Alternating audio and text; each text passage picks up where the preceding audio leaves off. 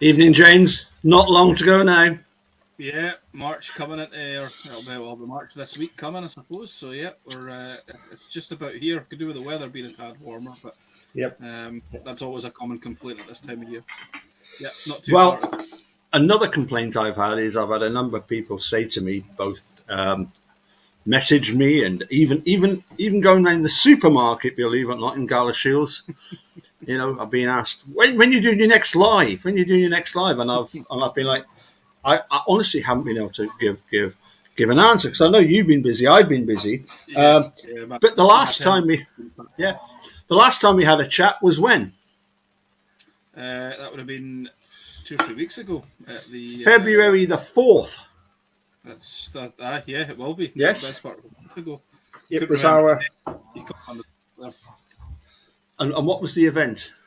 We just had a small gathering of a few of us at the Black and Gold in Berwick. So It was a. yeah, there was. I dare say that a lot of the conversations of that evening won't make the air. But Yeah, true. Although something that is indelibly stamped in my brain and will be forevermore was the walking back from now we went to the Black and Gold and then we very kindly got a lift off the owner of the Black and Gold and dropped us off in the town centre where we stopped at the kebab place. We did not go into what's not Flintstones. What's it called again? bedrocks. Ben. I knew it was something to do with Flintstones. Close. It's close. Yeah, I managed to. I've managed to stay out of there. A cat. And we all know who the cat is. Yeah, A legendary Bandit supporter. And we top man. absolutely love him to bits. Yeah, Isn't it great how we support the Bandits. Every rider that's ever put on the Black and Gold is a legend. Everybody just about everybody that supports the Bandits is a legend. We met a legend on the way down to our first port of call, didn't we? Bob at the toughest yes, time machine. Yeah. saw him outside the shop. So Yep. And then we went and had something to eat at the Witherspoons, and it was yeah, really bizarre because we were watching the England-Scotland game, and I think there's very few places where you would go and have as many people cheering on Scotland as England. yeah. It was a bit of a split, right enough. Yeah, Me that but knows nothing about rugby, obviously, but I could do that much. what Um, we did do was we cheered every single try that was scored because we were almost on to a winner, or at least Mister yeah, of Mister course. Blair. Mister Blair, I've got his hoodie up there on Captain Crunch. Yeah, we had What a had a was bet on. what he did? What was the bet he had? Was it two? Ooh, I can't remember. Was it two tries each team, yes, both each halves, or half. something like that? Yes, yeah. It was something like that. It was very very close to getting it, but yeah, unfortunately it wasn't to be. So that we had to buy our own drinks that night. Yeah. Unfortunately, Well, I mean, the thing is, it was like with 5 minutes to go, we were both saying, I bet that Greg is hoping, praying that bizarrely, that England will score a try, but that try will be unconverted so that he wins the yeah, bet and yeah, Scotland still win the game. yeah. It was a bit bizarre, a bizarre turn of events, but Mm-hmm. ultimately it was. It'd have been safer keeping his money in his pocket that night, unfortunately. Well, and we ended up at the Black and Gold, courtesy of Mr. Blair, who came and picked us up, which was very kind of him. Yeah, yeah, And we ended up at the Black and Gold. There was yourself, me, yeah, Marty. He yeah. arrived, and he didn't manage to get there quite as early as we did because he was No, work. working it. Yep, yep. Yep, Working up until about 5 o'clock, I think. So yep. So yeah, we had yourself and Marty, Graham and Greg, and yeah, of course, another member of the commentary booth, if you like, up there in the referee's box, Mr. Steve Hayward. yeah. Steve Great, came along. Yeah, Steve. Yeah. I also received apologies from George Dodds, who had hoped to make it. I think also both Gary and Leon were at one point, they were hoping to make it but didn't manage to. But wow, then three fellas turned up. One of which, if being a rider for the Bandit makes you a legend, if being a supporter makes you a legend, but if being a supporter, a mechanic for the, dare I say it, greatest Bandit ever, for being the track curator, he was the manager. I think he's just about every job there is to do with Berwick. Razor came along. Yeah, and Razor came along. Good to see him. It's always good. Razor's always good crack. So yeah, it was there. It was good to see him and get a bit catch up with him. It's good to see everybody. To be fair. Oh yes. A lot of these people that you don't see, between October and March, or October and April, or whatever. So yeah, it was good. It was good to catch up with a few well-known faces and chew the fat about all things Speedway without being in the company of other people that would be bored to tears at the prospect. So I know it was good. It was a good night. So, it was interesting, wasn't it? Because we had the test match between the USA and the rest of the world, and well, that was quite funny as well, wasn't it? When you went to plug your phone in and knocked off all the electrics. Place in darkness. Yeah. Yeah, that's right. I've forgotten about that. I was trying to forget about it. Haven't asked. I should hasten to add. I had asked at the bar. The guy said, "Yeah, no problem. Just do bash on." And then poof, darkness. So yeah, that's embarrassing. However, not the end of the world. No, Hasty got that back up again. And I tell you what, that reminds us as well. That was quite bizarre how for anybody that did watch the test match, probably like us, the coloured helmets have been a symbol of Speedway for so many. I just took it as being that because it was between USA and the rest of the world, that certainly in and people can probably correct me on this, but like Australia and America, they don't have team Speedway like we have it. And so therefore there's probably no need for coloured helmets. Yeah, I'm not sure what the sort of reasons for not having it was, and as you say, whether it was just because they don't traditionally have team racing across there, I don't know. It just seemed a bit, it made it hard to follow, from or it made it harder to follow than it really should have been. Should have been, yes. But if you had to pay that a little bit more attention to it, I dare say, than what you would ordinarily. But I dare say if these guys are going to be doing things as a regular thing, it's maybe something they'll do going forward. I'm not sure. I don't know what the reasons was for it. But yeah, it didn't make it particularly easy to follow. But other than that, it was a decent night of racing. Well, it certainly struck me earlier this evening, thinking about it, that of course, although Australia did apparently invent the sport of Speedway, a little bit like the Irishman that invented the toilet seat and the Scotsman then cut a hole in it. They might have invented Speedway, but it was in Britain that we decided to put it into leagues. I believe, is it something like Bellevue? Go back to, is it 1928? Yeah, I think it is. I think it's been like 95 years or something. I'm sure I read that it was the 95th year or something like that, which is incredible, really. Yeah. They would be the sort of one of the sort of first teams, obviously on the go, and then obviously to have a league, you have to have other teams around it. So there must have been other. There must have been. There, well, there must have been ones that sort of formed as, I don't know, as maybe nomadic. Possibly, teams. I'm not entirely sure. Obviously, being a younger fellow, I'm not entirely sure, and it's not a time period that I've looked. Even having looked back on various eras of the sport, times that isn't an era that I've really looked at very much. So, sorry, go on. Yeah, where is the Oracle when you need him? Is he drowning his sorrows? Do you think? Is he drowning his sorrows? Because I do feel sorry for Newcastle. You know, No, I they think got their goalkeeper sent off last week, didn't they? And of course, he I'm then not had to sure. miss. Oh, he had to miss it. He got Yeah, I haven't seen any of yeah. it, but I think he was. No, I think he'll be the opposite because I think Martin being a Celtic fan, he'll be. They'd won the cup final today. Pardon my ignorance. I don't even know what the competition was, but Well, no, it was Newcastle versus yeah, that was on as well. Man Man United United. as well. But Celtic and Rangers was today as well. So Celtic got the I better of that exchange. yeah. I dare say it's probably in his local watering hole at the moment.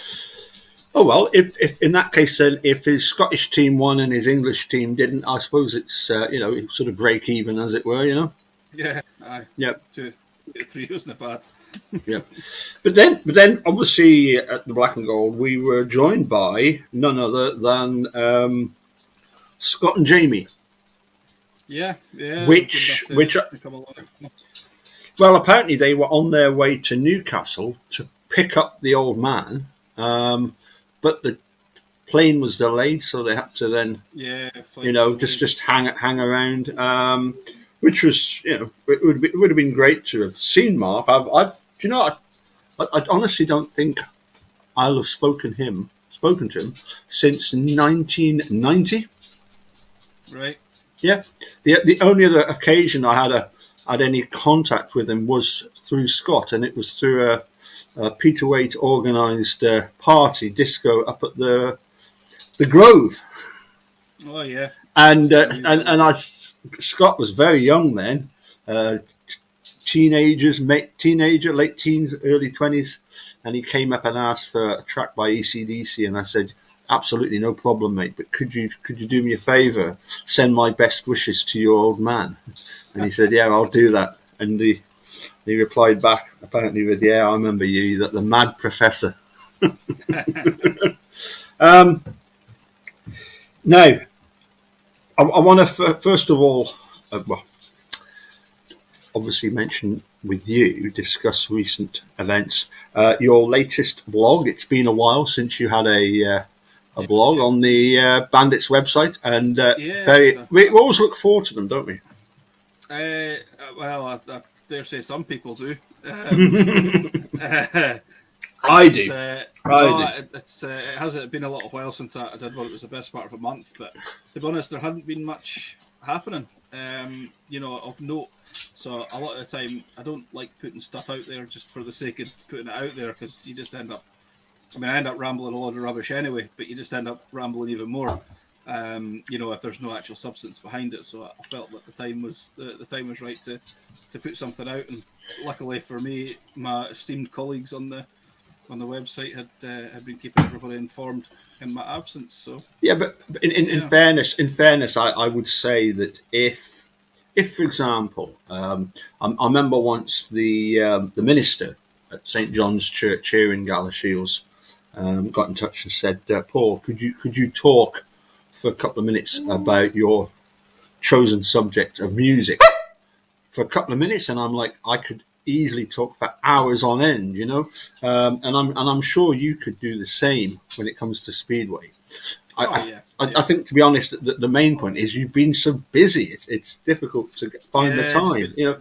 Yeah, we've been busy with work, and as I say, like obviously I keep an eye on the news and whatnot, but there hadn't been anything that I'd seen that sort of really grabbed my attention, as it were. And obviously the Bandits team has been full up for a Yes, while, and the bandits and bullets all sorted. Yeah, Bandits team had been filled up since my last one, but um, I'd already sort of covered a lot of that sort of stuff. So sure, yeah, it was good to get back in about it, and obviously once the season starts, they'll hopefully be able to get back to the weekly ones as well. So yeah, it'll be good. yeah, yeah.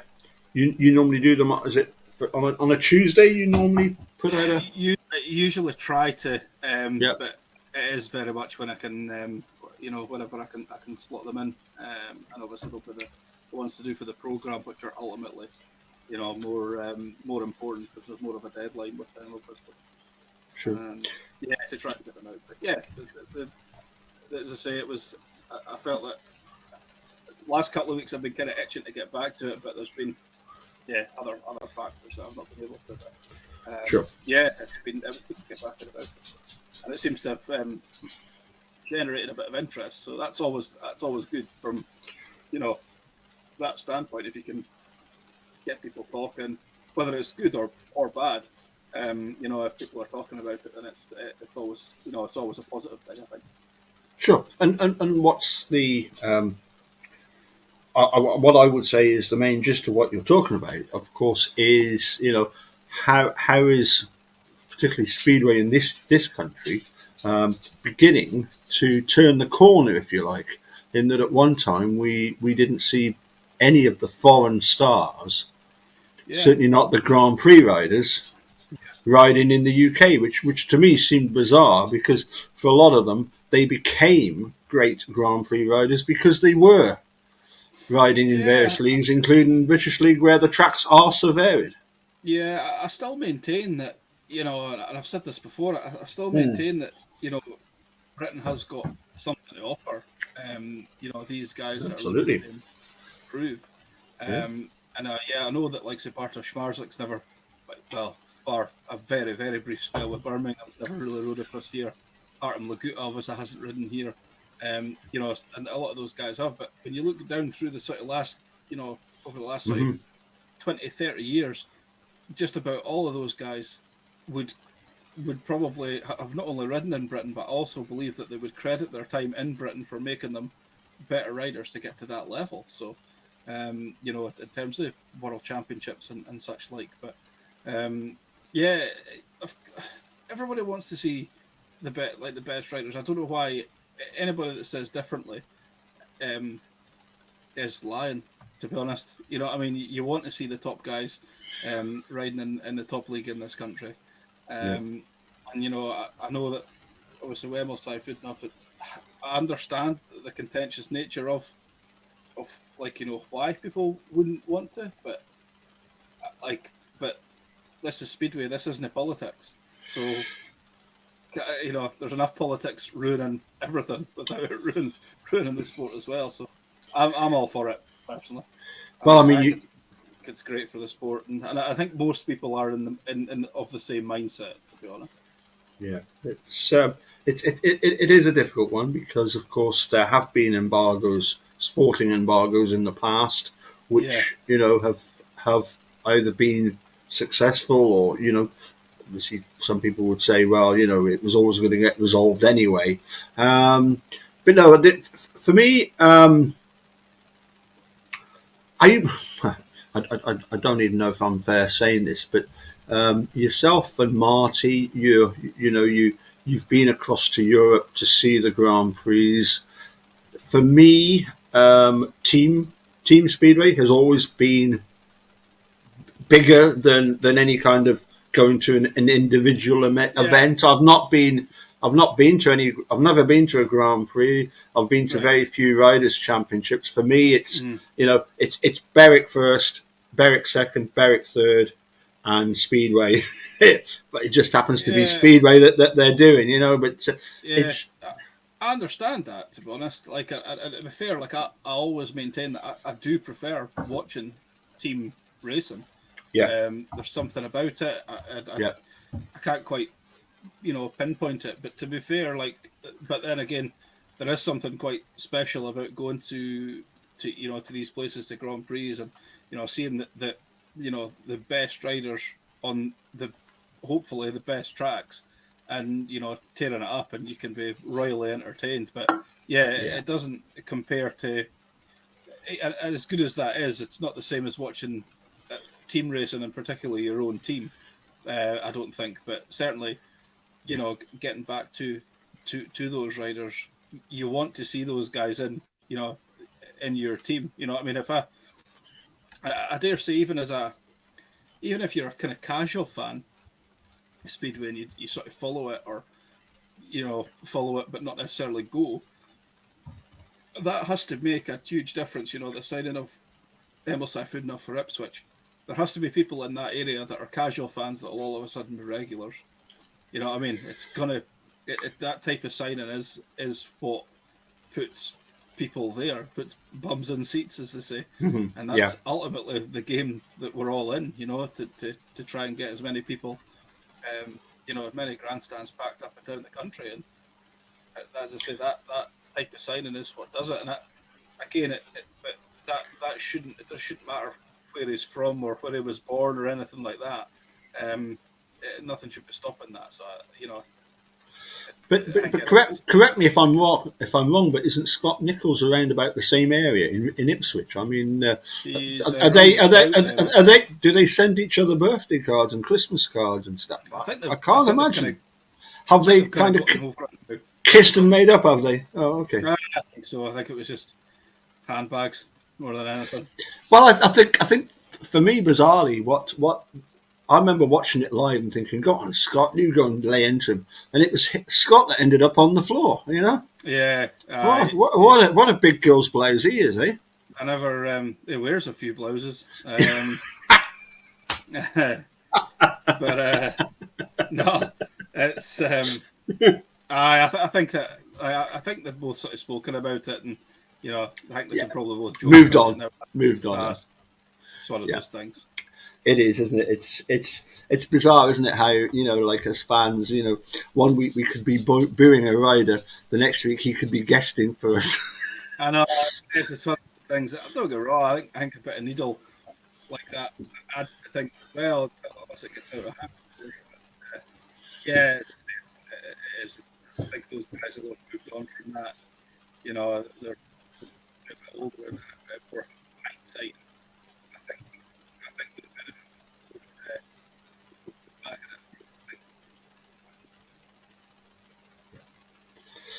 Now, I did want to. So we just lost a bit of sound then, so hopefully we'll get you back. It just went a bit off, but I would suggest to you, James, that I can't imagine anything greater than Peterborough 2012 14 tournament. That has to be one of the greatest it was up. meetings you've ever been to. Yeah, I mean, I've been to Grand Prix and I was there the night that Ty Whiffenden won his first world title and stuff like that. But yeah, Force at Peterborough probably is up there. One of the best meetings I've been to, certainly from a Berwick standpoint. Yeah. Certainly the best day out I've had following the Bandits. I've had a few bad ones following them as well. I've had some fantastic nights. I was at Oxford when Berwick won the Gold Cup in '91. Yeah. Sadly, it ended on a bit of a disaster for Blixt and Tatum. I was also at Poole, the first leg of the Knockout Cup final in '89, and also there in the league in '89. So I was kind of blessed with having only started supporting Bandits. Like I'm going to say 6 months, no, not 6 months, 9 months earlier, but not the full '88 season. To go into '89 and have that sort of team. I was very fortunate in that, having only just started following Speedway, we had a particularly successful team. So I suppose moving forward to the fact that obviously I think it was exactly 4 weeks yesterday that it's the press and practice day, which I'll not be at because I've got something else on, but hopefully go to Redcar on the Friday when we meet up with a bit of a thorn in our side for the last few years. Certainly have been. Certainly have been. Their record against Berwick's exceptional, and they'll fancy their chances again this year. To be honest, they've got a very strong team on paper, certainly, and the Berwick lads will have to be on their toes, I think, because it does look a strong side, I think. Yeah, but it was very interesting. I when we went out on our, let's call it, the Christmas party, although none of us had our Santa hats on. And I posed this question, and I put it on the Berwick Bandits supporters chat group. and I didn't word it quite correctly in the Bandits chat group. I should have pointed out I was looking for who were going to be the top two, who were going to be the Courtney and the Blackie of this year, who were going to be the two at the top of the averages, just for the season, not based on rolling averages, but based on the fixtures that we've got in this coming season, who are going to be the top two. And three of us, myself, Steve, and Marty, all three of us said the same two people. Remember who that was? To be honest, no. But, Leon. Yeah, Leon was one of them. And Jonas. I know that. I remember Rory's name come up in the conversation as well. Mm-hmm. Leon and Jonas did seem to be the sort of main two, which it's possible. But to be fair, I think let's say Leon, Jonas, Rory, and Thomas. Yes. Probably any combination out of those four, I think all are possible to be in the top two of the averages, at the end of the season, which bodes well, to be honest. I think there's a bit of competition between those guys. Interesting to see what happens. Well, it was interesting because chatting to the promoters, they both sort of alluded to the fact that would be nice. That would be ideal from our point of view. That would be, fantastic. But we have got a strong team. And I would say that, we have. We've got an incredibly strong team compared with last year when we had the one out-and-out number one. And dare I say it, although everybody wanted an out-and-out number one, and that's what we got, it didn't help us. It didn't. But I think, he didn't fully get the backup that he perhaps should have. Certain riders didn't maybe live up to expectation. Yes. Yeah. And flattered to deceive a little bit. And then injuries, of course, decimated the thing anyway. So you could have had Bartosz Schmarzlik riding for us, and and it wouldn't have made any difference, in that situation. But we do have Bartosz riding for us in the Bullets. We could have had, and it wouldn't have made any difference. It just the nature of it. It's I think we got the best version of Chris Harris that we could possibly have wanted. And to be honest, that team on paper, there was no reason why that should have been at the right end of the table. It just didn't work out like that, unfortunately. And that's the way it goes sometimes. But we're back in the ring for another swing this year. So I would put it to you that there was the likes of Ricky Wells and to begin with Ty Proctor that came in, and we were told, quite rightly so, that these are riders that are coming in on well below what their average should be, and I totally accept that. I was as keen as anyone on those riders coming in on those averages, but and this is the bizarre thing, because of his visa being delayed, Jonas comes in on 5 points. Yeah.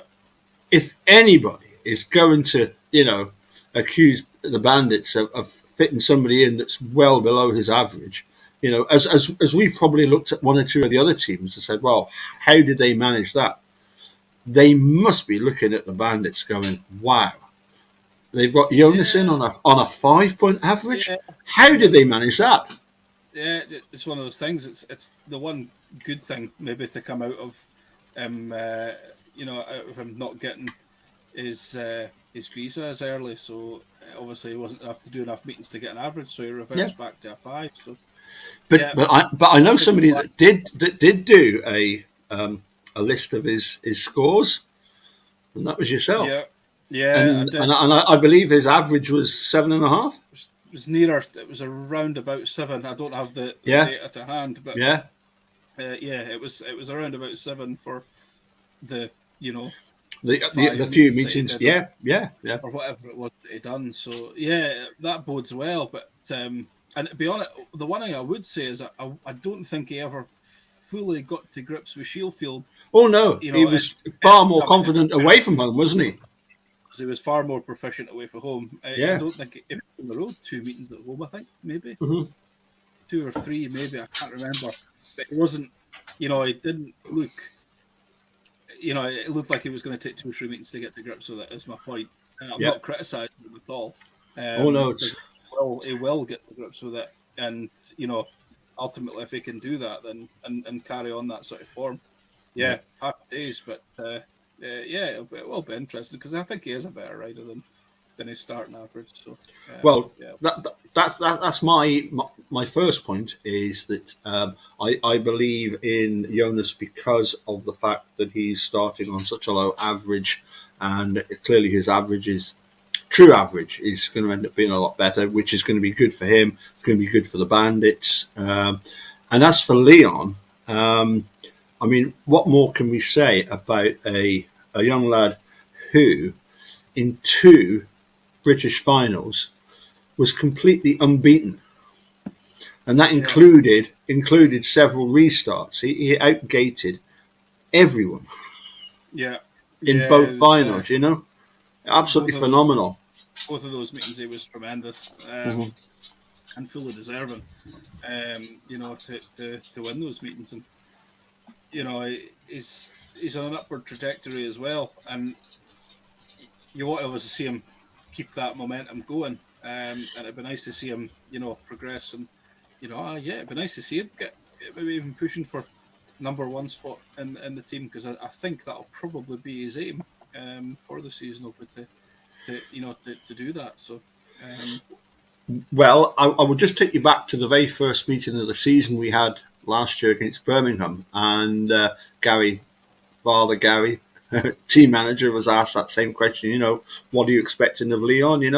And he said quite rightly that if Leon can maintain his average of about 5 yeah, in the main body of the team because he's no longer at reserve, yeah, and yeah.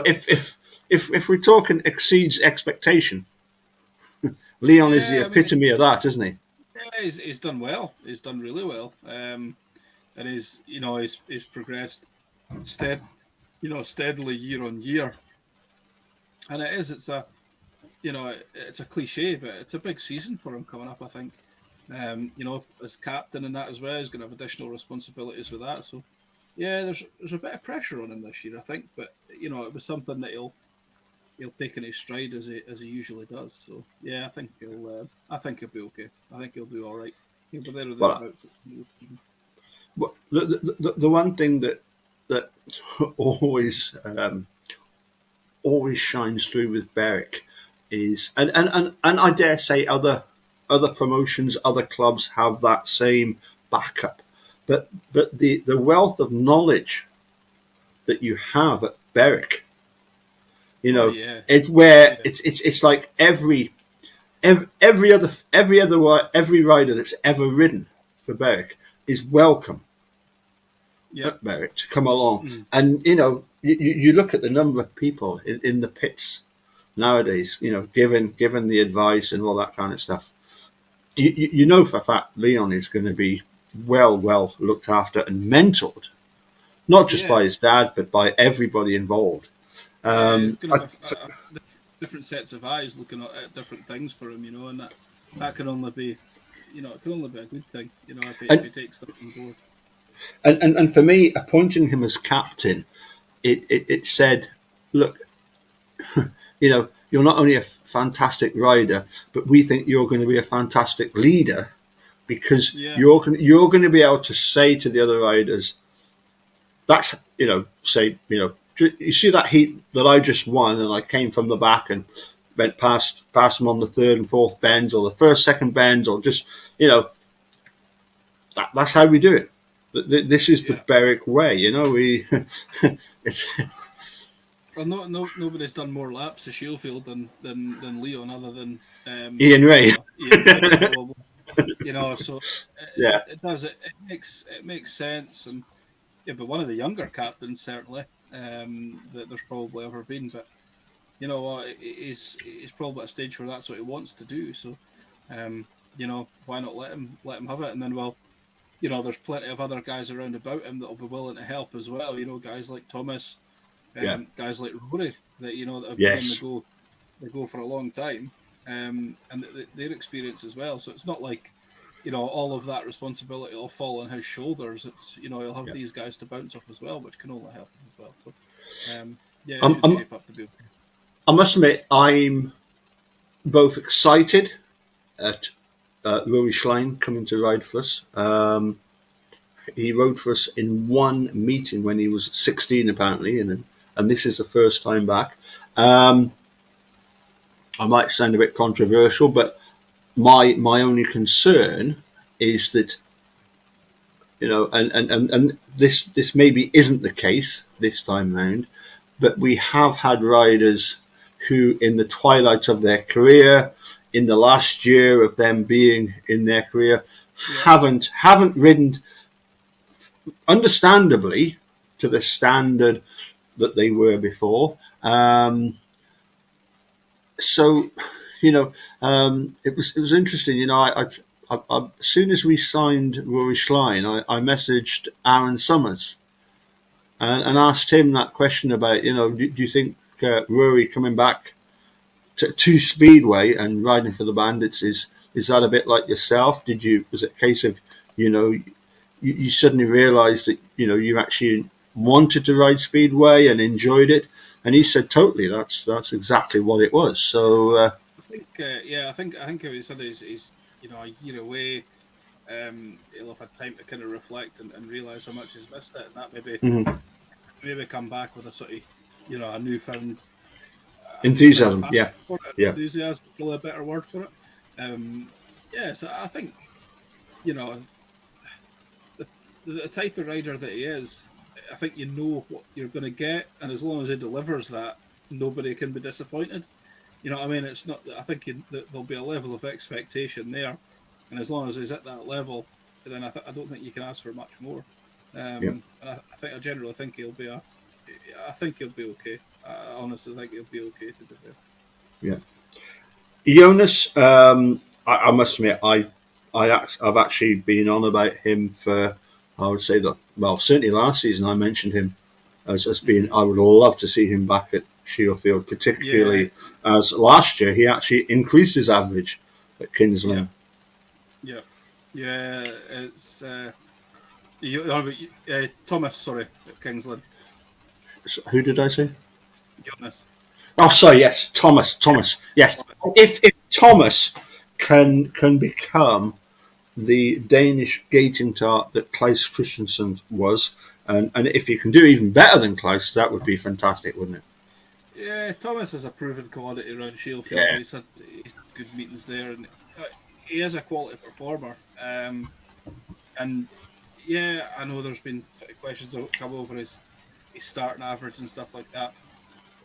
But you know, there's other guys in the team that can, if his average drops, which it possibly will. I mean, there've been no shame in it dropping ever so slightly, because he is coming in on a tall figure. But if that drops, there's other guys who will probably add to their average. So it's not, it's got to start somewhere. And to be honest, an average is just a thing from a team building point of view anyway. So um, yeah, again, he'll be okay. He knows he's been at Berwick before. He knows what it's like. He had his best years at Berwick, I think. And I don't think he ever posted a higher average in the championship as he did when he was with us. I might be wrong. Right. Someone will, someone will correct me, I'm sure, if that's the case. But He's you know, don't worry. He's celebrating in a pub somewhere along the A669 down to Newcastle, somewhere yeah, Long yeah, Frampton, Long Horsley. yeah. He's in a bar, absolutely speechless. Couldn't Um, sing a sentence together. No, probably not. I think I think Thomas did out. He had 2 or 3 good years with Berwick, and I think coming back will only help that as well. So Yeah. um, yeah, again, he's not a signing I'm worried about. You know what I mean? I don't see there being any problem with Thomas at all. Yeah. Good rider, good round Shieldfield, and generally pretty good away from home as well. So So, so doing our comparison, if you like, of I'm going to say the legendary '89 team. You had the two out and out heat leaders, the kid Blackie. Then you had the two backups, Andy Campbell, Dave Walsh. And for me, we've covered obviously the fact that we've got, you know, Leon, Jonas, Thomas, Rory Schlein, and obviously those four will sort themselves out. But I would definitely want to pay tribute to the fact that in '89 we had an unsung hero, a guy that went out and he caused so much angst to the opposition by getting that third place, by getting that second place, by just being the belligerent, never give up, never say die rider. He was absolutely sensational that year, and that would be the kid's younger brother. oh yeah, Sean. Is yeah. Are we? Sean was absolutely fantastic that year, and it started off, and it was bizarre because I was recalling things from that, and to begin with, he actually just at the start of the season, he actually withheld his services for like a couple of weeks. Right. But once everything was sorted out, he was the one that, it's all well and good saying, oh well, we won by 8 points at pool. That was because somebody scored 4 points that took 4 points off the opposition riders. Yeah. And Yeah. who was the unsung hero? There's all if you look through the annals of time, there's always guys like that Yep. that spring in and are the sort of the unsung heroes. Like it's all fine and well the guys going out and scoring, you know, 15s Yeah. and banging Yeah. in maximums, but those guys need backup and backup as well. They can't do it all on Yeah. their own, and that's the sort of the beauty of Speedway. We've been always it is a team sport, and everybody has to pull their weight. So, I think that. You're right. There's often guys that sort of fly under the radar a little bit, but those those 4 points that the score or whatever are invaluable. Yeah. So it does. There's always guys like that in every team. Yeah. I mean, Sean was. I always remember it was a meeting at Powder Hall. It wasn't against the Monarchs. It was the National League versus Australia, and it just rained. And at one point, it was like that obviously clearly the National League riders weren't interested. The only National League rider that was interested in trying to do anything against the opposition was Sean. Yeah, And he had, I think he was at reserve. He had his 7 rides. He didn't score many points, but I tell you what, he put in a shift that night. And I always remember thinking, if you're in the trenches, yeah, that's the guy you'd want to be with.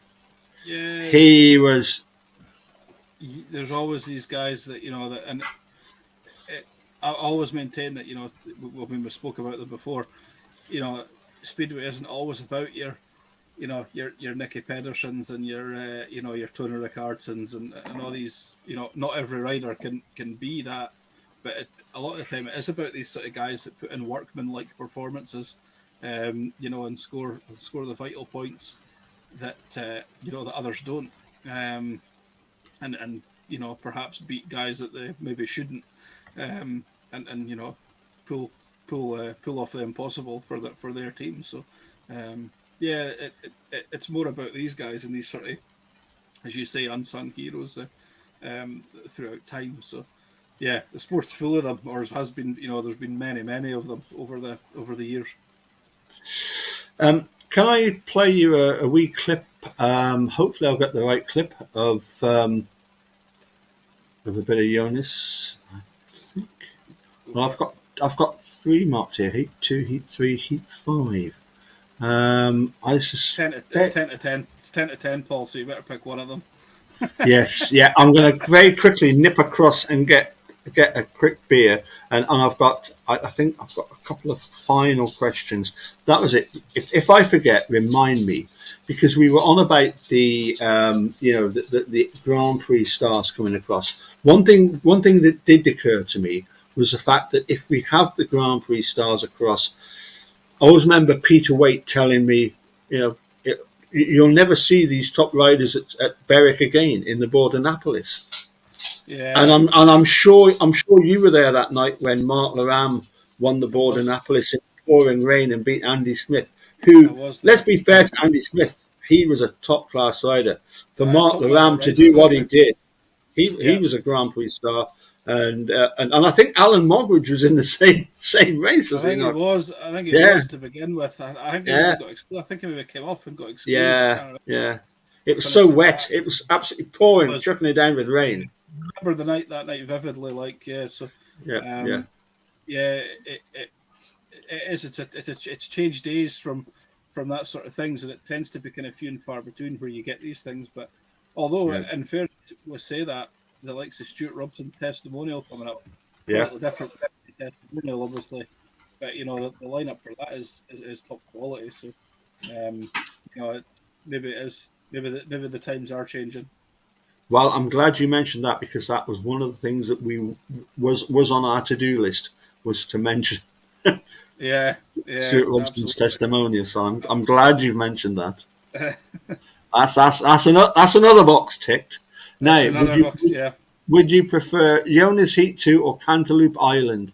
I think we'll go for Jonas Heat 2. You can listen to Cantaloupe Island another time. You have not got a clue what I'm on about, have you? Have a Scooby Doo, Paul. My Scooby Doo. cousin is a jazz saxophonist, and I've got a clip of him playing his jazz saxophone. But I Oh, will show you a little bit of Jonas, and hopefully in the 1.06. No, 2.02 2 minutes that it takes to play this clip. I will be back with my beer, and then yeah, as you say, it's coming up to closing time in the black and gold and in the live chat. But anyway, 2 seconds. The strongest pairings in the league, but we're just waiting on the starter marshal Andrew Blair, getting the riders up to tapes, getting them to settle down. Revs just about to go high, green light on, star marshal's away, tapes rise. Who's made the best fist of it? Greg Blair and Jonas Knudsen making fantastic starts. Greg Blair, fantastic stuff from the Jether man. Yeah, absolutely brilliant there from Blair. Jonas Knudsen making the start, but you haven't fancied it. Greg Blair, nothing against it, wouldn't have been fancied to have scored in this race given the experience of the two riders he was coming up against, but he's making light work of this one, and he's given Jonas Knudsen a run for his money out in front. Brilliant stuff from the Bandits in heat number 2. Yeah, much like the lawman in heat number 1, is this Greg staking a claim for the reserve berth in 2023. Well, fantastic start, getting his wheels in line off the corner, getting in front of Anders Rowe and making life difficult for Anders Rowe. Yeah, you have to fancy that. It'd be probably the 6 and 7 pairing for the Scunthorpe, where they'll be looking for maybe the bulk of their points to come tonight, especially with the absence of their top man, where they're being put to the sword here in heat number 2 by Jonas Knudsen, and a brilliant ride in the red helmet from Greg Blair coming in as a guest for Nathan Stoneman. Yes, a big 5-1 for the Bandits from there. the Bandits pairing there. Greg will be absolutely chuffed with that. He's got one of those FAF engines bolted to that machine of his. I'm not quite sure what the FAF is standing for, James. Maybe you can Fast as Flint. That's FAF. Fast as Flint. I can't think of anything else. Fast as. I can't think of anything else. Fast as Freddy, but I don't. He's lost me there. I don't know what the dickens he's on about. Yeah. 6 and 7 for the Bandits. Yeah. I reckon again. They're very much. Everybody's points are important.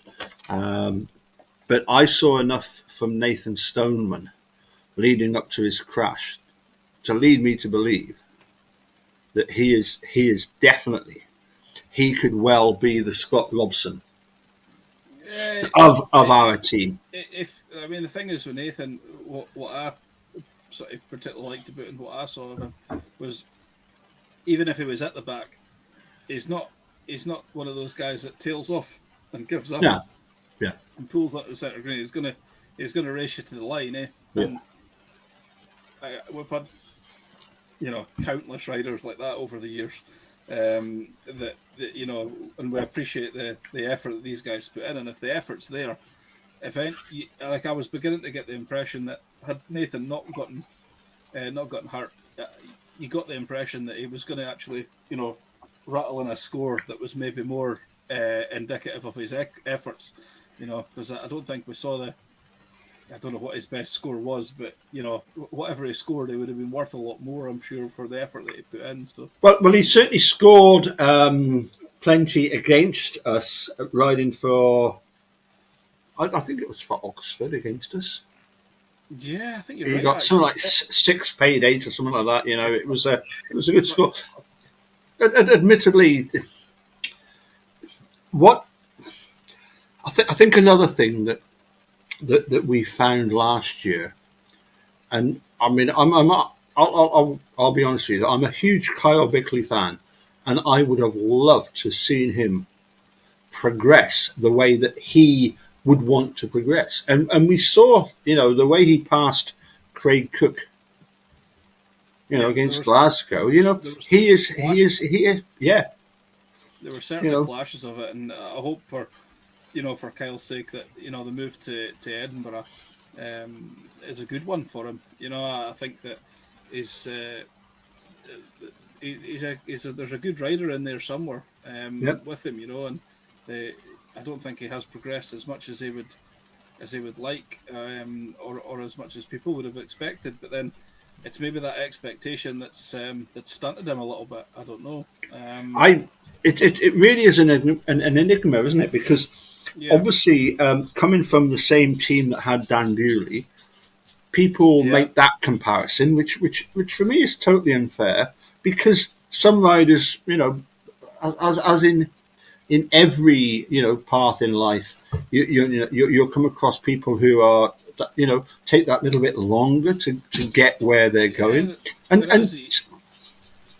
I'll be honest with you. Back in '89, there was a certain rider who said to me he wasn't sure if he was ever going to make it as a Speedway rider.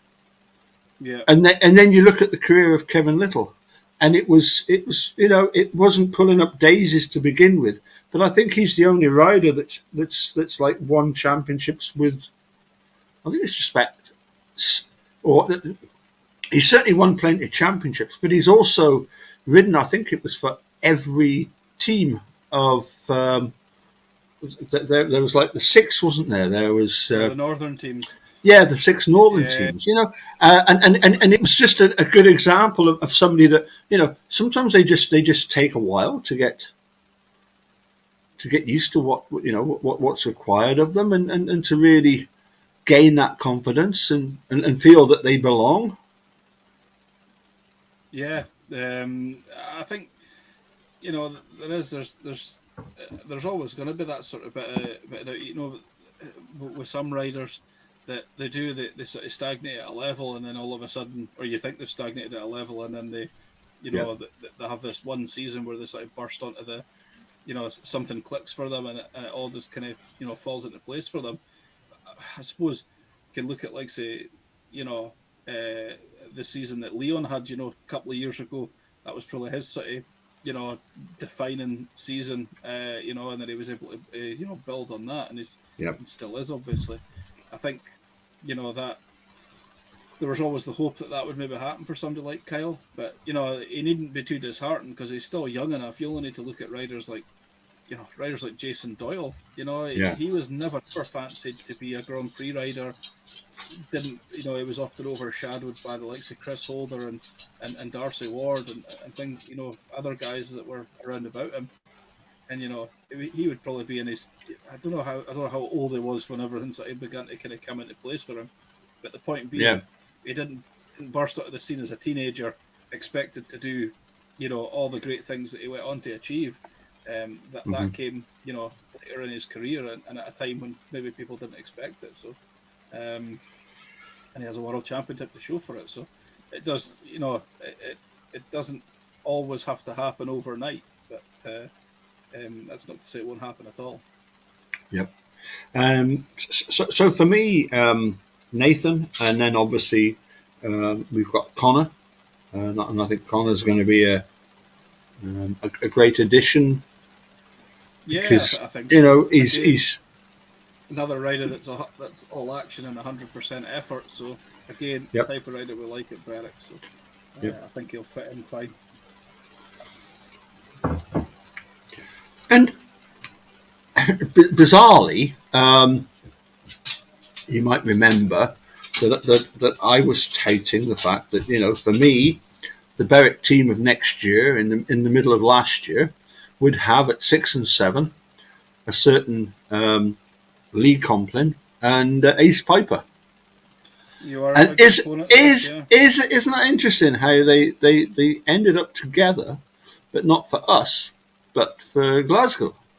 Yeah, you're on about Ace Piper. He was riding the French league today, and I believe he had a crash and was in hospital across in France. I don't know. I'm hoping that's not too serious. Yeah. Obviously, send our best wishes to Ace, and hope it's a speedy recovery for him. And hopefully it's nothing too serious. So Yeah. hopefully he's back in action for the start of the season. Well, do you know? I desperately hope that's the case. Obviously, from his riding point of view, but also from the fact that I've invited him on several times, and I've tried, I've tried him and said, would you be available this, and it's always difficult trying to nail him down. But I'm hopeful that we will eventually manage to have I'm a sure chat we'll with Ace. at some point, I'm sure. I mean, looking obviously at all the other teams out there, I quite like the fact that everybody's apparently on social media is obviously we're all big supporters of our own team, but also that there are certain teams that are looked upon as being on paper the strongest team, and the fact that they're not talking about Berwick, they're talking about us being not being up there. I'm not interested in that kind of talk at all. That's like, bring it on. Let's see what happens by the end of the season. Let's see what happens when when the guys get going. Yeah, I think that Berwick generally do better, or historically they have better seasons when they're not expected to do so well, and when they're expected to do well, it all kind of falls apart at the seams. So I think that being labelled as underdogs probably suits us fine, and yeah, ultimately your team can look as strong as you like on paper, but the other race is done on the track. So Exactly. hopefully we're hopefully we're going to be at the right end of the table this year, but ultimately time will tell, and there's a lot of twists and turns to go before we're at that, I'm sure. So yeah, it'll be interesting to see. And finally, I'd like to pay tribute to the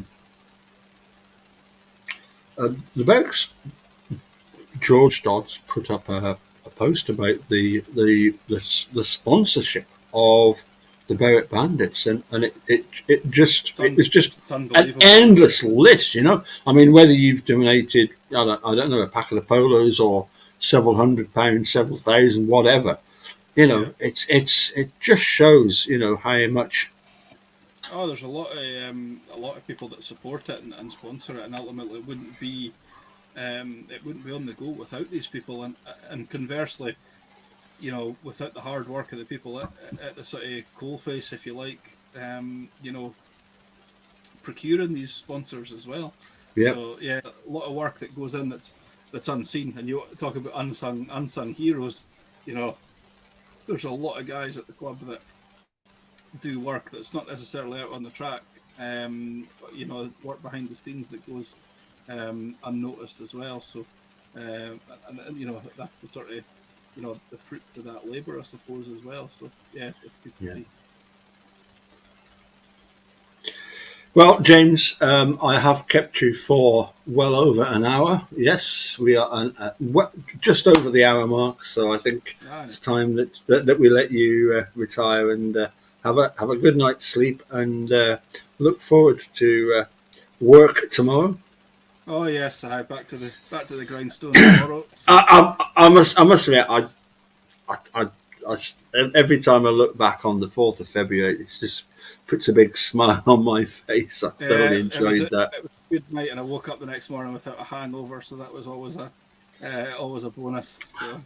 Yeah, I must admit, when we stopped at the kebab shop and then we realised that we'd got to walk all the way up to the travel lodge, I thought, bloody hell, and James and Marty, are they going to carry me? Because it's going to be. I had to stop every now and again just to. I'm a fair bit older, obviously, than. It is a fair bit walk, but I think ultimately it probably helped with the old hangover in the morning. So, what hangover? No hangover. No, I was.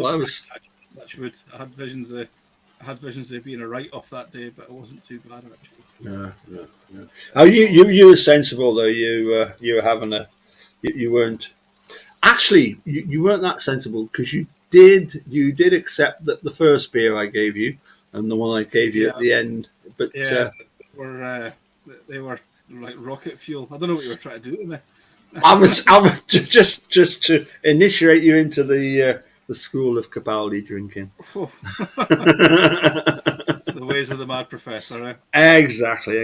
Anyway, we'll we'll look forward. Obviously, we've got Redcar at the first meeting of the season, home and away. It could be season defining almost in just the first meeting. It could, and it's I don't think it's ideal going into a meeting like that without maybe a meeting beforehand. To kind of. It seems very early. It does, but that's the way it's been decided, and that is the fixture that opens the season, and you can only hope that the dice rolls in our favour for once. But ultimately, time will tell. I'm with you, James. I would just like if the Bears end up going through against us, I would like it to be against a full strength Bandits team. And not one that's suffered injuries in that meeting, and which is they've had their victories, they can enjoy their victories, but they've been and I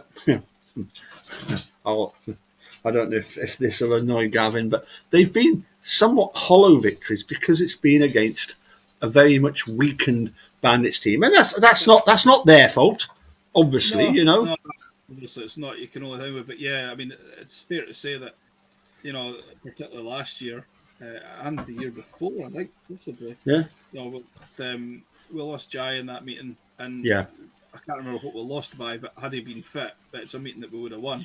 Yeah. But then again, if it's all ifs. It is all ifs. It literally is all ifs and buts. It's easy to say that afterwards, but it'd be nice to see two full strength sides. Going up against one another and may the best team win. You know what I mean? Rather than it being sort of circumstantial. But one of those things. There's nothing to do about it. I mean, I suppose ultimately they've got a team that looks like a team of, dare I say, seasoned professionals. We have got obviously in Rory and Thomas, we've got seasoned professionals, and we've got the up and coming talents of. Leon, Jonas, to a lesser extent, Jai, but we've, I think we could definitely do a number on them. Yeah, I mean, anything can happen on the night. Again, we'll not go into it as favourites, I don't think. I'm going to say that they're expected to win. I think so. I think so. Yep. But again, that's something that suits us fine. Mhm. I think we can go in with no pressure on us, and maybe spring a surprise. There's always got to be a surprise packet somewhere along the line, and there's one every year, and hopefully that's us this year. But, yeah, time will indeed tell. Well, what should we finish off with? What would you like? Would you like a Greg track walk, or would you prefer some action or Cantaloupe Island? I'll let you decide how you want to do. I think only fair that we give Jonas Heat 3 a bit of an airing. So, James, once again, absolutely fantastic to have a chat with you. I really appreciate you taking the time out. I hope your other half's horse riding is really good. I've noticed that she's kind of keen on the horses. I'm sure you are as well. Fine. Yeah. Oh, yeah. Don't worry, mate. The Speedway season will soon be upon us. Thank God. Thank God. Now, give her all my best, and we'll end up with a little bit of Jonas in Heat 3 of the meeting that we've just seen, Heat 2. So here is Jonas in Heat 3.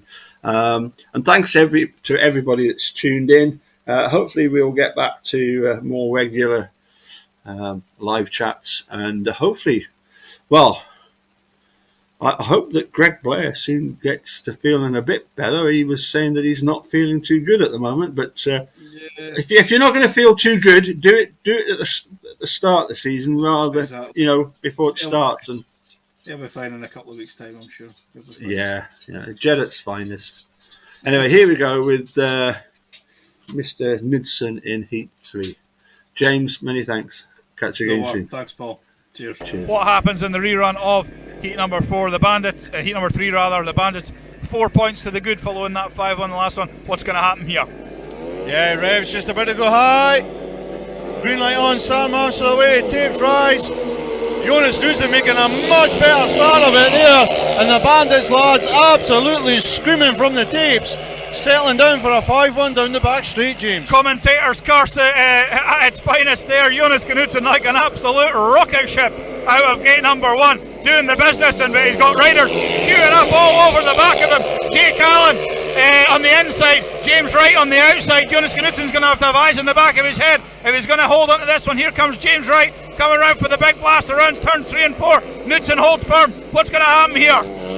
Yeah, Knudsen got a tiger in his tail. James Wright all over his back wheel, really chasing back wheels, trying inside, outside, trying to land a blow on Jonas. Jonas riding a very clever ride coming off turn number 4, sticking to the inside. He's obviously expecting that line of Piper's pit up the inside, but he leaves him vulnerable around the outside, James. Yeah. Here comes James Wright for one last go. Yeah, just the 2 bends to go. Jonas Knudsen hanging on for dear life onto second place, no doubt about the winner. Here comes James Wright, one final blast. Jonas Knudsen just holds on. Another 5 onto the Bandits, 2 on the row, and they go 8 points up after 3 races rather. Brilliant 5-1 there over a strong Scunthorpe pairing for the Bandits. I would suggest that is a monumental 5-1 in the context of the meeting. Yeah, even at this early stage, that is that's a big 5-1, particularly, it's another right. You're covering for Leon Flint as well, who's been absolutely scintillating form as well. Paid win as well. Jonas Knudsen, like it was shot. A big 5-1. I'm not saying it. Exactly. Cheers, mate. Catch you soon. Bye for now. Thank you.